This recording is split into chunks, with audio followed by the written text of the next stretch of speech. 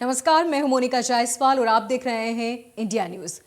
CM Pushkar Singh Dhami का कार्यक्रम मनकारेश्वर मंदिर में आज वो दर्शन करेंगे। इसके साथ ही चिनियाली सोड मंदिर में भी दर्शन किया जाएगा। बीजेपी प्रत्याशी के पक्ष में जनसंपर्क करेंगे पुष्कर सिंह धामी। नीलकंठ होटल चिनियाली सोंड में इंडोर बैठक करेंगे। ये बड़ी और अहम जानकारी आपको बता रहे हैं, जहां पर उत्तराखंड के सीएम पुष्कर सिंह धामी का आज का कार्यक्रम निर्धारित किया गया। नीलकंठेश्वर मंदिर में जाएंगे, जहां पर पूजन दर्शन करेंगे और इसी के साथ बीजेपी प्रत्याशी के पक्ष में वोट मांगेंगे। ये पूरा कार्यक्रम इंडोर होगा। मनकारेश्वर मंदिर और चिनियाली सोंड मंदिर में दर्शन करेंगे सीएम पुष्कर सिंह धामी। साथ ही बीजेपी प्रत्याशी के लिए वोट मांगेंगे और इंडोर कार्यक्रम होगा। आपको बता दें कि आचार संहिता के मद्देनजर इंडोर कार्यक्रम आयोजित किया गया, जिसमें सीएम पहुंचेंगे और बीजेपी प्रत्याशी के पक्ष में वोट मांगेंगे, बीजेपी की उपलब्धियां गिनवाएंगे और साथ ही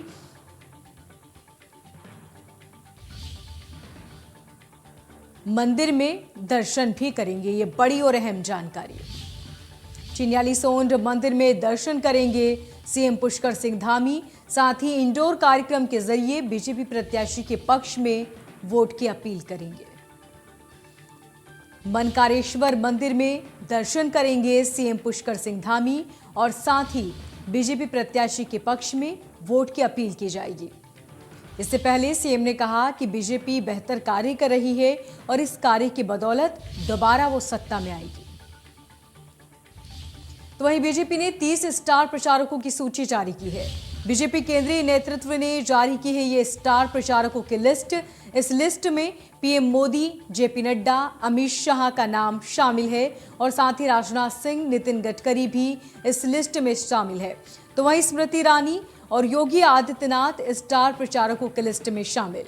सीएम पुष्कर सिंह धामी और मध्य प्रदेश के सीएम शिवराज सिंह चौहान भी प्रचार प्रसार करेंगे। ये बड़ी और अहम जानकारी आपको बता रहे हैं। कई दिग्गज नेताओं के नाम इस लिस्ट में शामिल हैं और ये सभी स्टार प्रचारक हैं। बीजेपी के 30 स्टार प्रचारक जो कि बीजेपी के पक्ष में वोट मांगेंगे और प्रचार करेंगे। सीएम पुष्कर सिंह धामी विधानसभा नानकमत्ता में चुनावी सभा को संबोधित करते हुए उन्होंने कहा कि जनता बीजेपी सरकार की नीतियों से प्रभावित होकर इस बार भी बीजेपी को वोट करेगी। नानकमत्ता विधानसभा में बीजेपी उम्मीदवार और 2 बार के विधायक डॉक्टर प्रेम सिंह राणा के पक्ष में प्रचार किया। मुख्यमंत्री ने जगह जगह नुक्कड़ सभा कर सरकार की उपलब्धियों का बखान किया। तो वहीं विकास कार्यों के नाम पर जनता से एक बार फिर बीजेपी सरकार बनाने की अपील की और साथ ही पुष्कर सिंह धामी ने कहा कि कांग्रेस की गलत नीतियों से जनता त्रस्त है।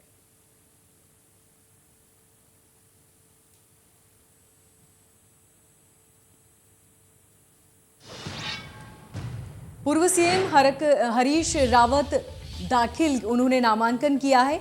यशपाल आर्य और पूर्व कैबिनेट मंत्री हरीश दुर्गापाल भी इस दौरान मौजूद रहे।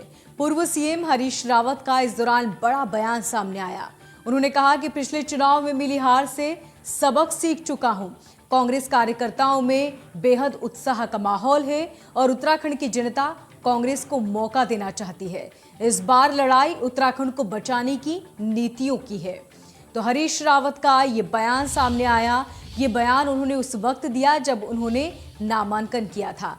नामांकन के बाद उन्होंने कहा कि अब बड़ा बदलाव आएगा और जो हार मिली पिछली बार, उस हार से बहुत कुछ सीखने को मिला है। कांग्रेस कार्यकर्ताओं में बेहद उत्साह है और एक बार फिर जनता मौका जरूर देगी।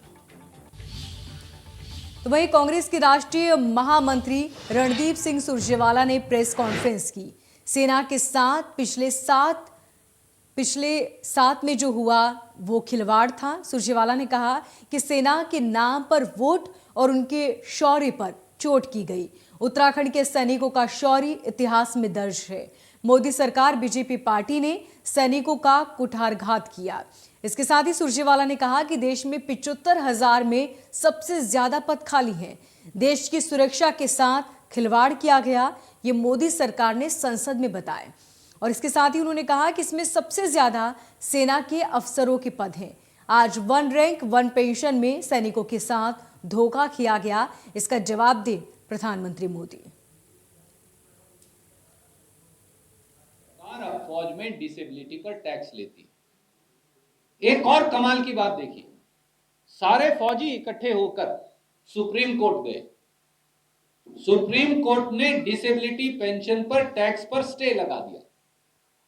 तब तो सरकार को जाग जाना चाहिए, परंतु वहां जाकर शपथ पत्र फाइल किया कि इन फौजियों का केस खारिज करो, इस पर हमें टैक्स लेके वहां केस लड़ रही है। ये इस प्रकार के लोग हैं। लागू कर दिया, जारी कर दिया, बजट सैंक्शन कर दिया।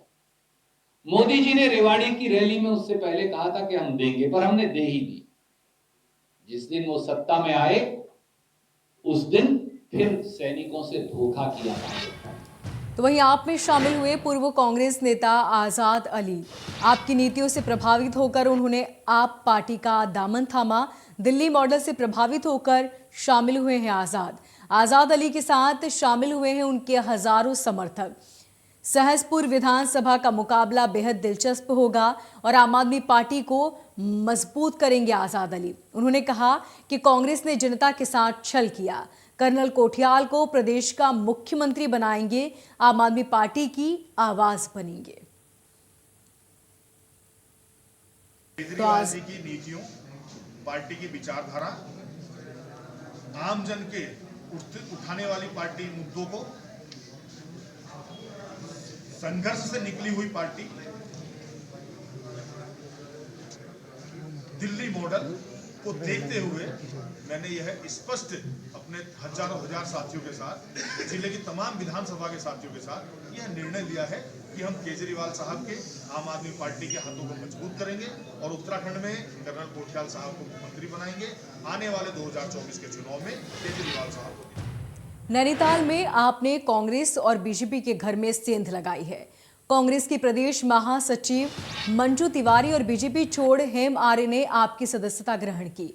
हल्द्वानी में आप प्रदेश प्रभारी ने मंजू और हेम आर्य का आप में सदस्यता दिलाई। हेम आर्य ने कहा कि आम आदमी पार्टी की नीतियों से प्रभावित होकर उन्होंने आपकी सदस्यता ग्रहण की है।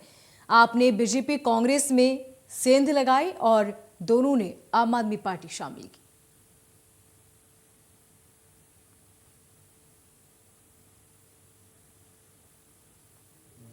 जी, तो मुझे लगता है कि यहाँ पर सबसे बड़े मैदान छोड़ साबित हो रहे हैं।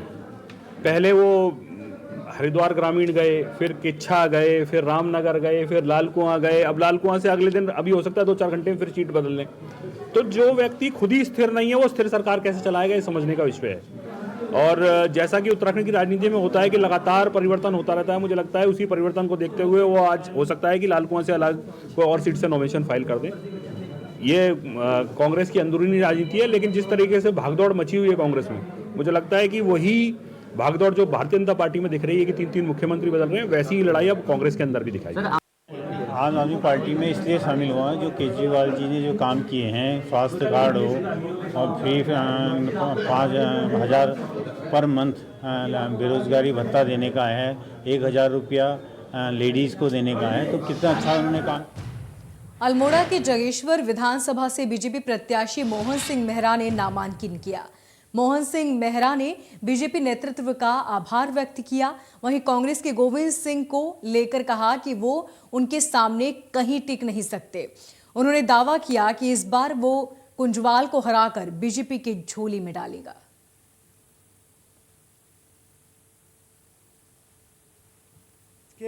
बहुत तेज मुख्यमंत्री को बहुत बहुत धन्यवाद देना चाहता हूं और प्रदेश के अध्यक्ष जी को बहुत बहुत धन्यवाद देना चाहता हूं और हमारे देश, पूरे देश के हमारे जो नेतृत्व के लोग हैं उनको धन्यवाद देना चाहता हूं। मैं इसलिए धन्यवाद देना चाहता हूं कि मैं तो कांग्रेस छोड़ के अभी बीजेपी में आया और बीजेपी में आते ही इन लोगों ने मेरा बहुत बड़ा मान सम्मान किया और मैंने एक अपना मन बनाया है। मैं जो मान सम्मान उन्होंने मेरे को दिया, मैं जागेश्वर से जीत करके यहाँ की सीट उनके झोली में डालने का मैंने मन बनाया। उत्तराखंड विधानसभा चुनाव के नामांकन के आज अंतिम दिन भारतीय जनता पार्टी प्रत्याशी डॉक्टर मोहन सिंह बिष्ट ने लाल कुआं तहसील में पहुंचकर अपना नामांकन दाखिल कराया। वहीं बीजेपी से बगावत कर निर्दलीय चुनावी मैदान में उतरे नगर पंचायत पूर्व चेयरमैन पवन चौहान ने लाल कुआं तहसील पहुंचकर अपना नामांकन कराया। इस दौरान पवन ने बीजेपी कांग्रेस पर जमकर निशाना साधा और कहा कि कांग्रेस पार्टी ने एक महिला का सम्मान तक नहीं किया, उससे आगे जनता उनसे क्या उम्मीद कर सकती है। वहीं उन्होंने कहा कि बीजेपी अगर पैनल में किसी का भी नाम आगे करती है तब ठीक होता, लेकिन जिसका नाम पैनल में है ही नहीं उसको टिकट देकर बीजेपी ने अपनी मंशा जाहिर कर दी है, जिसका जवाब जनता चुनाव में जरूर देगी।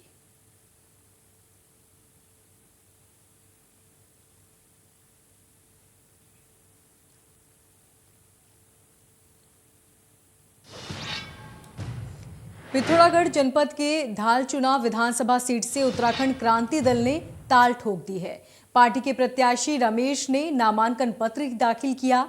सीमांत की धारचूला विधानसभा में यूकेडी ने सीधे तौर पर एक राज्य आंदोलनकारी का दाव खेला है, जिसके बाद अब नेपाल चीन सीमा पर चुनाव दिलचस्प होने जा रहा है। रमेश ने कोरोना गाइडलाइंस का पालन करते हुए नामांकन फॉर्म भरने के बाद अपनी जीत का दावा किया। उन्होंने बीजेपी और कांग्रेस पर हमला करते हुए कहा कि दोनों ही पार्टियों ने जनता को लूटने का काम किया और वो सपनों के उत्तराखंड के लिए जनता से वोट मांग रहे हैं।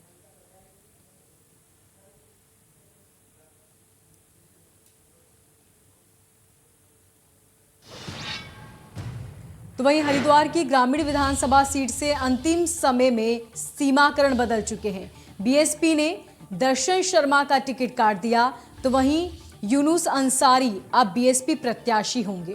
कांग्रेस ने अनुपमा रावत आजमा रही किस्मत है और बीजेपी से स्वामी यतीश्वरानंद अब अपनी किस्मत आजमाएंगे। तो ये बड़ी और अहम जानकारी आपको बता रहे हैं। ये बड़ा उलटफेर देखने को मिला। बीजेपी से स्वामी यतीश्वरानंद अपनी किस्मत आजमाएंगे, ये बड़ी और अहम जानकारी आपको बता रहे हैं। तो वहीं ग्रामीण विधानसभा सीट जो कि हरिद्वार की है, वहां से अब समीकरण बिल्कुल बदल चुके हैं।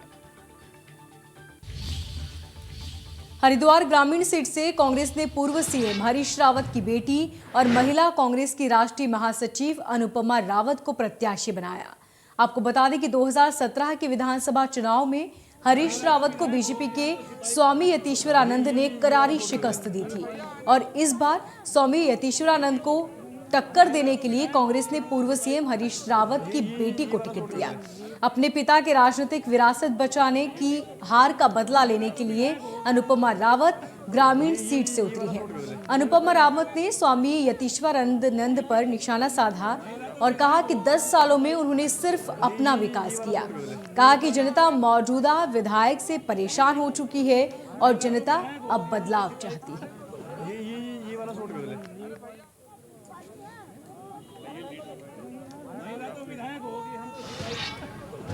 अल्मोड़ा में महिला कांग्रेस की राष्ट्रीय महासचिव एवं मीडिया कोऑर्डिनेटर आकांक्षा ओला और कैप्टन प्रवीण ने मीडिया से रूबरू होते हुए कहा कि भाजपा सरकार द्वारा पूर्व सैनिकों को गुमराह किया गया।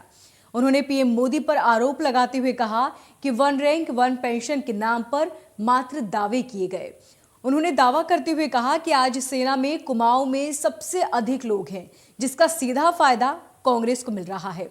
उन्होंने कहा कि 29 में से 25 सीटों पर कांग्रेस जीत दर्ज कर रही है।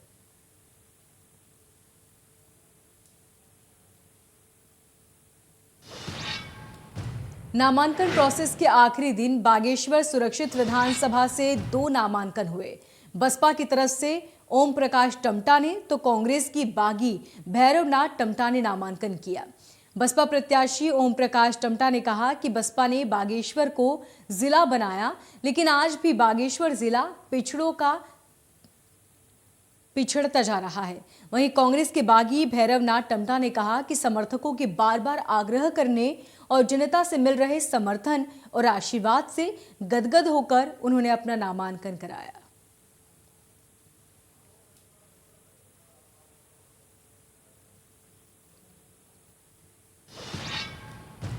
लालकुआं विधानसभा क्षेत्र से कांग्रेस के प्रत्याशी पूर्व मुख्यमंत्री हरीश रावत लालकुआं पहुंचे, जहां कांग्रेसी कार्यकर्ताओं ने उनका जोरदार स्वागत किया। इस दौरान हरीश रावत ने कहा कि वो जनता का आशीर्वाद लेने आए हैं। लालकुआं विधानसभा को एक आदर्श विधानसभा के रूप में स्थापित करके वो पूरे प्रयास करेंगे और साथ ही विकास की कोई कोर कसर नहीं छोड़ेंगे। के भाई और बहनों से आशीर्वाद मांगने आया हूँ और ये आशीर्वाद कांग्रेस के साथियों के साथ मांगूंगा, उनकी ओर से मांगूंगा।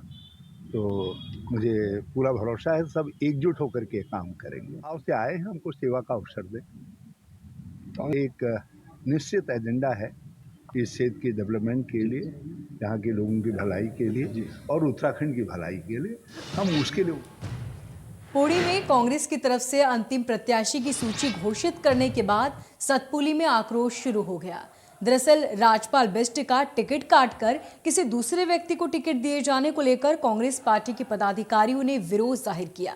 कई ब्लॉक के अध्यक्ष कार्यकर्ताओं ने मिलकर प्रदेश अध्यक्ष और हरीश रावत का पुतला दहन कर जमकर नारेबाजी की।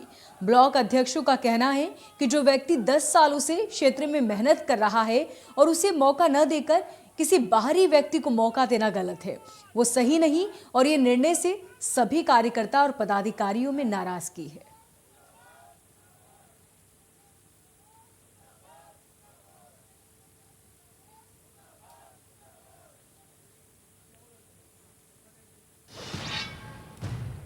मसूरी में बहुजन समाजवादी पार्टी के प्रत्याशी अशोक पवार ने मसूरी विधानसभा के जनसंपर्क किया और लोगों से बहुजन समाज पार्टी के चुनाव चिन्ह पर हाथी पर बटन दबाने का आग्रह किया।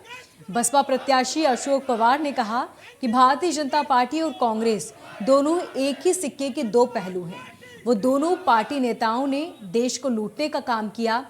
वो आप पार्टी द्वारा भी लोगों को फ्री की योजना का लालच देकर गुमराह कर रहे हैं।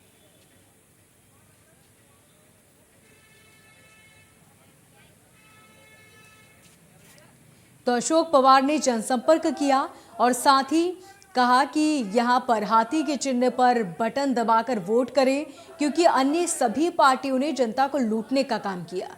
इसके साथ ही उन्होंने आम आदमी पार्टी पर भी जमकर निशाना साधा और कहा कि आम आदमी पार्टी लोगों को फ्री की बातें करके गुमराह कर रही है।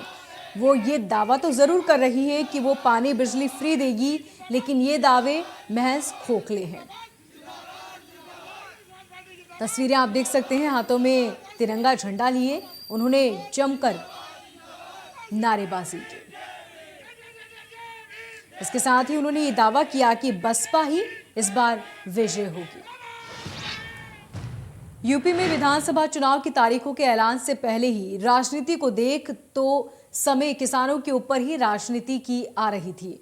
नवंबर और दिसंबर के महीने में किसान आंदोलन के कारण ऐसा लग रहा था कि इस चुनाव में किसान केंद्र बिंदु रहने वाला है, लेकिन फिर मोदी सरकार ने बिल को वापस लेने का फैसला कर लिया और फिर अचानक से पश्चिमी यूपी में मुद्दे बदल गए। अखिलेश ने जयंत को के साथ और जाट मुस्लिम वोट के साथ साधने की कोशिश की और अब मुजफ्फरनगर में बैठकर अखिलेश ने किसानों का मुद्दा उठाया। तो अब सवाल ये है कि क्या जयंत का साथ और किसानों के लिए बात कर अखिलेश फिर से सत्ता में आ पाएंगे?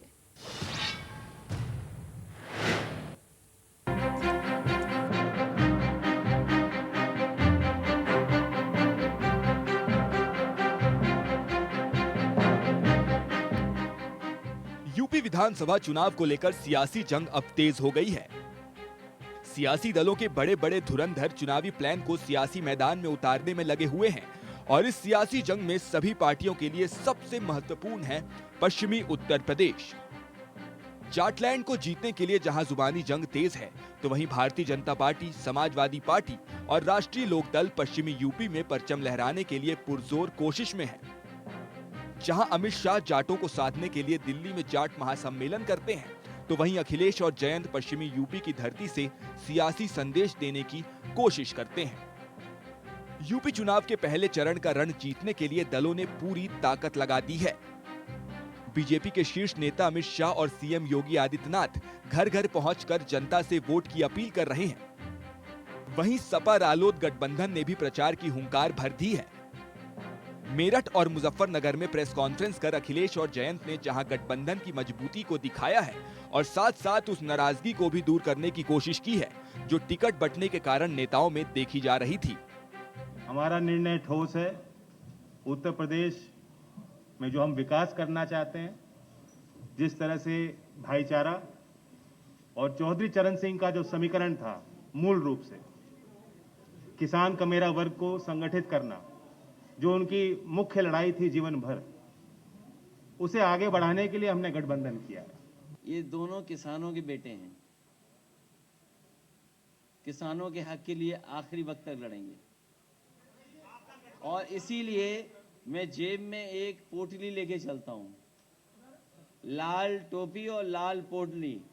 ये अन्नदाता के पक्ष में हराने के लिए, उन्हें भगाने के लिए अन्न संकल्प लेकर के चलता हूं। मैं तो कहूंगा पत्रकार साथियों, अगर आप में भी कोई लेना चाहे तो अन्न संकल्प ले सकता है। हम सब तो ले चुके हैं। इस विधानसभा चुनाव में समाजवादी पार्टी और राष्ट्रीय लोकदल की दोस्ती की भी परख होगी। मुजफ्फरनगर दंगे के बाद आरएलडी से छिटका वोट बैंक किसान आंदोलन के बाद एकजुट दिखाई दे रहा है। दोनों पार्टियों के समर्थक मुजफ्फरनगर की खलिश को भुलाकर साथ तो आए हैं, पर बूथ पर ये कितने कारगर होंगे, ये आने वाले समय में ही साफ होगा। पिछला चुनाव आरएलडी ने अकेले लड़ा था। जयंत के लिए भी ये पहला चुनाव है जब वो बिना चौधरी अजीत सिंह के मैदान में होंगे। लेकिन जाट वोटरों के कारण इस समय जयंत पश्चिमी यूपी में एक बड़े नेता के रूप में उभरे हैं और इसलिए बीजेपी की तरफ से भी जयंत को न्योता मिल रहा है। लेकिन जयंत हैं कि मानते ही नहीं। हमारे मुद्दे अलग हैं और हमारी कोशिश है कि हम अपने मुद्दों को जनता के बीच ले जाएं। और पश्चिमी यूपी को जाटलैंड कहते हैं, हरियाणा को उन्होंने क्या मानते हैं? ये सिर्फ ध्रुवीकरण पैदा करना चाहते हैं। जातिगत आधार पर ध्रुवीकरण हो, धार्मिक आधार पर उन्माद फैले, ये उनकी रणनीति है। उनके दिल में कोई इस बुलेटिन में फिलहाल इतना ही। लगातार खबरों को जानने के लिए देखते रहिए इंडिया न्यूज़।